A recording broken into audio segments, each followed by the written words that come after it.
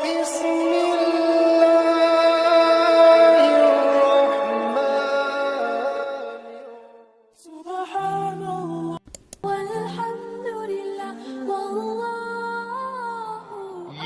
ലത്തീഫ് എന്ന് പറയുന്ന ഒരു അല്ലാഹു തആലാന്റെ അസ്മാഉൽ ഹുസ്നയിൽപ്പെട്ട ഒരു പേരാണല്ലോ ഈ ലത്തീഫ്.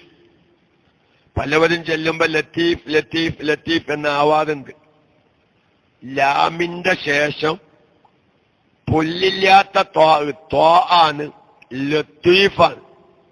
ചിലപ്പം സാധാരണക്കാര് ചെല്ലുമ്പോ യാ ലത്തീഫ് യാ ലത്തീഫ് യാ ലത്തീഫ് എന്നാകും, പുല്ലില്ല താഴ്. അപ്പൊ അർത്ഥം മാറിപ്പോകും.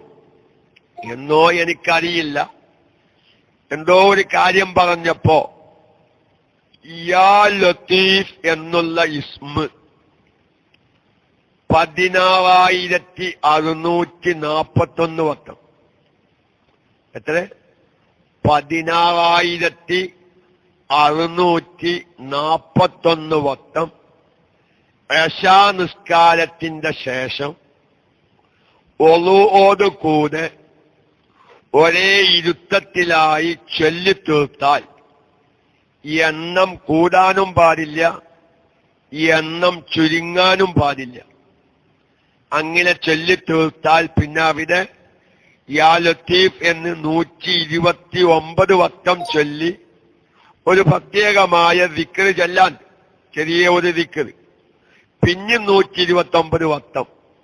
അങ്ങനെ ഇമാം ദുമൈരി റളിയല്ലാഹു തആല അൻഹു തന്റെ കിതാബ് ഹയാത്തു ഹയവാനുൽ കുബ്ര എന്ന് പറയുന്ന കിതാബിൽ വളരെ കർക്കശമായി പറയുന്നുണ്ട്. അതിന്റെ എണ്ണം ഈ യാ ലത്തീഫ് എന്നതിന്റെ 16,641 പ്രാവശ്യം ചൊല്ലുമ്പോ ഒന്ന് കൂടാനും പാടില്ല, ഒന്ന് ചുരുങ്ങാനും പാടില്ല. മനസ്സിലായോ? അങ്ങനെ കറക്റ്റായിരിക്കണം. അതിന് മഹാൻ പറഞ്ഞത് 129 മണിയുള്ള ഒരു തസ്ബീഹുമാല തയ്യാറാക്കുകയാണ്. അത്രയും കറക്റ്റായിരിക്കണം അതിന്റെ എണ്ണം, അത്രയും കറക്റ്റായിരിക്കണം അതിന്റെ എണ്ണം. 129 മണിയുള്ള ഒരു മാല, അങ്ങനെ 129 പ്രാവശ്യം ചൊല്ലിക്കഴിക്കുക. മാഷാ അല്ലാഹ്. അതപ്പോ 129 പെരിക്കണം 129. 129 മണിയുള്ള ഒരു മാലയിൽ 129 പ്രാവശ്യം ചൊല്ലിയാൽ 129 പെരിക്കണം 129 സമം 16,641. ഇങ്ങനെ ചൊല്ലിത്തീർത്താൽ അവന്റെ എന്ത് ഉദ്ദേശമാണെങ്കിലും അത് പൂർത്തിയാവുന്നതാണ്. അല്ലാഹു തആല ഇഷ്ടപ്പെട്ടത് മറ്റോന്റെ തല പോവാല ഉദ്ദേശം എന്നല്ലല്ലോ ഇപ്പൊ നമ്മളാരും ചിന്തിക്കുക.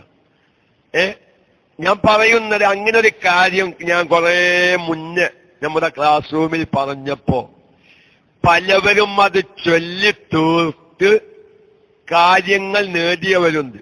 പക്ഷെ ഞാൻ ആ ഒരു കാര്യം പറഞ്ഞപ്പോ ഒരുപാട് ആളുകൾ അന്ന് സാധുവായി എനിക്ക് കോൾ ചെയ്തു.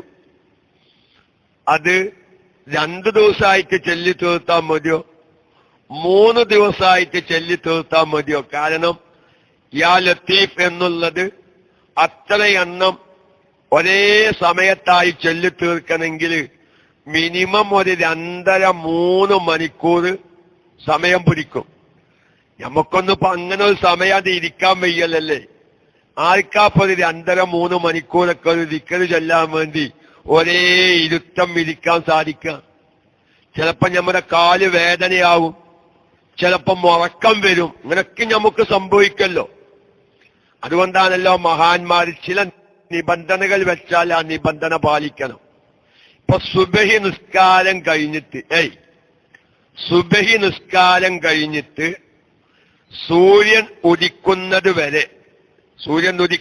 വരെ എന്ന് പറഞ്ഞാൽ സൂര്യൻ ഉദിച്ച് ഒരു കുന്തത്തിന്റെ കതിർ ഉയരുന്നത് വരെ.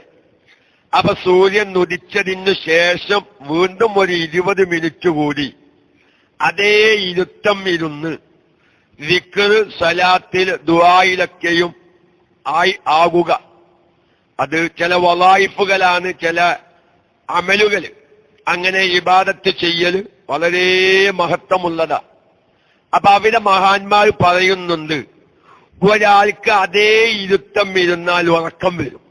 സുബഹി നിസ്കാരം കഴിഞ്ഞ് ഓന് സൂര്യൻ ഉദിക്കുന്നത് വരെ അങ്ങനെ ഇരിക്കുമ്പോ, കിബിലക്ക് മുന്നിട്ട് അതേ ഇരുത്തം ഇരിക്കുമ്പോ അവനിക്ക് സ്വാഭാവികമായും ഉറക്കം വരികയാണെങ്കിൽ എന്താ ചെയ്യാന്നൊരു ചോദ്യം ഉണ്ടാവും. ഓനങ്ങനെ ഇരിക്കാൻ ഓൻ ചെയ്യാതെ, പക്ഷെ ഇരിക്കും. ചെലോലാണ്ട് ഉറങ്ങിപ്പോകും. അപ്പൊ അവരെ മഹാന്മാര് പറഞ്ഞു, എഴുന്നേറ്റ് നിൽക്കുക, കിബിലയെ തൊട്ട് തെറ്റാതെ എഴുന്നേറ്റ് നിൽക്കുക. ഉറക്കം വരുമെങ്കിൽ എഴുന്നേറ്റ് നിന്നാലും ഉറക്കം വരും. അങ്ങനെ എന്താവും ചെലോല്, അതേ ഇരുത്തം ഇരിക്കുമ്പോ ഉറക്കം വരും. അപ്പൊ ഉറക്കം പോകാൻ വേണ്ടി കിബിലയെ തൊട്ട് തെറ്റാത്ത രൂപത്തിൽ എഴുന്നേറ്റ് നിൽക്കുക. അങ്ങനെ എഴുന്നേറ്റ് നിന്നാലും ഉറക്കം വരും നിൽക്കുക. എന്നാൽ കിബിലയെ തൊട്ട് തെറ്റാതെ കിബിലയുടെ ഭാഗത്തേക്കൊന്നത് നടക്കുക. അപ്പൊ അതിന് ചില ദിക്റുകളും ഔറാദുകളൊക്കെ ചെല്ലുമ്പോ ഒരു നിബന്ധന ഉണ്ടാവും. ഇരിക്കത്തിന്റെ വിഷയം ഞാൻ പറഞ്ഞു കൊണ്ടുവരുന്നത് അതൊന്നുമല്ല. അങ്ങനെ ഞാനത് പറഞ്ഞപ്പോ ഒരുപാട് ആളുകൾ അന്ന് വിളിച്ചു. എന്തേ കാരണം? പലവർക്കും ഭൗതികമായി 100 കണക്കിന് വിഷയങ്ങളുണ്ട്. വിസ ശരിയാവാത്ത പ്രശ്നം, അറബി ശമ്പളം തരാത്ത വിഷയം, അറബി ശമ്പളം കൂട്ടിത്തരാത്ത വിഷയം, മക്കളെ വിവാഹം ചെയ്തു കൊടുക്കേണ്ട വിഷയം, വീട് പണി പൂർത്തിയാവാത്ത വിഷയം, അഞ്ജന ഗൾഫിലേക്ക് കൊണ്ടുവരേണ്ട വിഷയം, മക്കളെ ഗൾഫിലേക്ക് കൊണ്ടുവരേണ്ട വിഷയം. അപ്പൊ ഈ കാര്യങ്ങളൊക്കെ നേടിയെടുക്കാം. എന്നാ പിന്നെ 16,641 പ്രാവശ്യം അബുറയ്യ ഉസ്താദ് പറഞ്ഞ മാതിരി യാ ലത്തീഫ് അത് ചൊല്ലി തീർക്കാം. വേണ്ടാനല്ല ഇപ്പൊ ഞാൻ പറഞ്ഞത്. അപ്പൊ ഞമ്മക്ക് എന്ത് വിഷയത്തിലും നമ്മുടെ ഭൗതികം തന്നെയാണ് മുൻപന്തിയിൽ.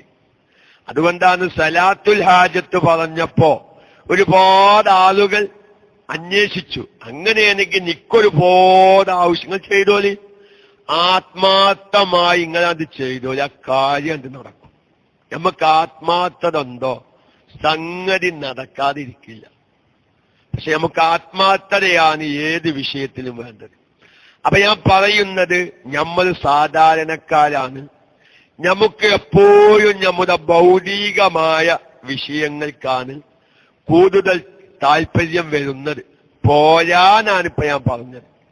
സലാത്തുൽ ഹാജത്ത് നിസ്കരിച്ച് നമ്മുടെ ഭൗതികമായ പല ലക്ഷ്യങ്ങളും നേടിയെടുക്കാൻ താല്പര്യമുള്ളതുപോലെ എന്ത് വേണം?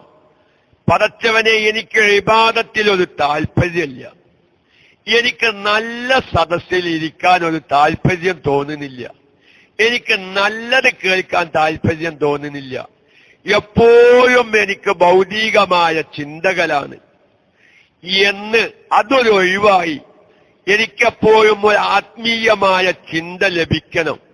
എനിക്ക് സ്വലാത്ത് ചെല്ലാൻ തോന്നണം, എനിക്ക് വിക്ർ ചെല്ലാൻ തോന്നണം എന്നുള്ള ആവശ്യം നിറവേറ്റിയെടുക്കാൻ ആത്മീയമായ വിഷയത്തിൽ എനിക്ക് പ്രത്യേകമായ താല്പര്യമുണ്ടാവാൻ ഞാൻ ഒരു 2 റക്അത്ത് സലാത്തുൽ ഹാജത്ത് നിസ്കരിക്കട്ടെ. ഒന്നുമില്ല, നോക്കിങ്ങൾ, എനിക്ക് എന്റെ ഹബീബിന്റെ മുഖം ഒന്ന് കാണണം, എന്റെ ഹബീബിന്റെ മദീനയിലെത്തണം, എനിക്ക് ഹജ്ജ് ചെയ്യണം, എനിക്ക് ഉംറ ചെയ്യണം, എന്റെ മക്കൾ സ്വാലിഹീങ്ങളാവണം, എന്റെ കുടുംബം ഖൈറിന്റെ അഹ്ലികാരാവണം എന്നുകൂടി നമ്മുടെ കൽബിൽ വരണം. അല്ലാഹു തആല തൗഫീഖിനെ പ്രദാനം ചെയ്യട്ടെ. ഞാനൊരു അനുഭവം ഞങ്ങൾ ആരും വിഷമിപ്പിക്കാൻ പറഞ്ഞതല്ലോ. എന്താ ഉസ്താദ്, ഞങ്ങൾ സലാത്തുൽ ഹാജത്ത് നിസ്കരിച്ചതിന് വേണ്ടാനല്ല, പക്ഷേ ഒളൂഇന്റെ ശേഷമുള്ള 2 റക്അത്ത് സുന്നത്തും സലാത്തുൽ അവ്വാബീൻ എന്ന സുന്നത്തൊക്കെയും പറഞ്ഞതിനേക്കാൾ കൂടുതൽ ഒരു അന്വേഷണം വന്നത് സലാത്തുൽ ഹാജത്തിനെ കുറിച്ചാണ്. കാരണം നമുക്ക് ഭൗതികമായ പല വിഷമങ്ങളുണ്ട്. എന്നാ പിന്നെ 2 റക്അത്ത് സുന്നത്ത് നിസ്കരിച്ചൊന്ന് ദ്വാരന്ന് ആ ഭൗതികമായ വിഷയങ്ങളൊന്ന് നേടിയെടുക്കാം. അൽഹംദുലില്ലാ, വിരോധമൊന്നുമില്ല. ഞാൻ ആ വിഷയത്തെക്കുറിച്ച് പറഞ്ഞപ്പോ ഞാൻ പറഞ്ഞില്ലേ, ദുന്യവീയത്തൻ കാനത്ത് ഔഹ്റവീയത്തൻ, ഭൗതികമായ ആവശ്യമാവട്ടെ പാരത്രികമായ ആവശ്യമാവട്ടെ ആ കാര്യം അവനിക്ക് നേടിയെടുക്കാൻ പറ്റും. അല്ലാഹു തആല നമ്മുടെ എല്ലാ കാര്യങ്ങളും ഭൗതികമാണെങ്കിലും ആത്മീയമാണെങ്കിലും ആത്മീയമായ നിലക്ക് കാര്യങ്ങൾ ഒക്കെ നേടിയെടുക്കുക ദുആഇന്ന് മൗലിദോതി സ്വലാത്ത് ചൊല്ലി ദിക്ർ ചൊല്ലി യാ ലത്തീഫ് എന്നുള്ള ദിക്ർ ചൊല്ലി അങ്ങനെ നമ്മുടെ ഭൗതികമായ കാര്യങ്ങൾക്ക് വേണ്ടി ദുആഇക്കുമ്പോ ആത്മീയമായ കാര്യങ്ങൾ ചെയ്ത് ഭൗതികമായ കാര്യങ്ങൾക്ക് വേണ്ടി ദുആഇക്കുമ്പോ അതും ഒരു ആത്മീയതയാണല്ലോ. അല്ലാഹു തആല എല്ലാവർക്കും ബറക്കത്ത് നൽകുമാറാവട്ടെ എന്ന് പറഞ്ഞ്